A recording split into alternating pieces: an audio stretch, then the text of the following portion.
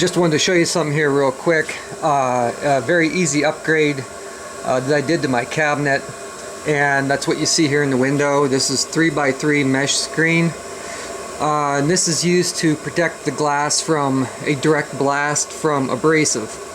Now I run very fine crushed glass here, and it works very well on this. I went from changing this glass about every month to every several months. The longest I've gone, believe it or not, has been about 6 months, 6.5 months, something like that, before I had to change a glass.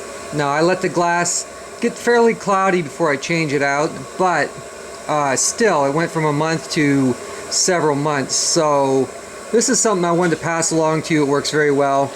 To connect it, of course, I have a wooden cabinet here that I built some time ago. So I just stapled this in with a regular staple gun, and I didn't build a framework or anything. I just stapled it in various areas and cut out for my LEDs to keep it simple. Then I worry about building framework later on to detach this if I needed to.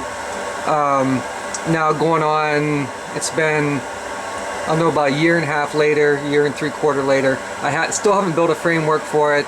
I removed the glass from the top, so it hasn't been an issue. But this works very well. It's approximately 3/4 of an inch away from the glass.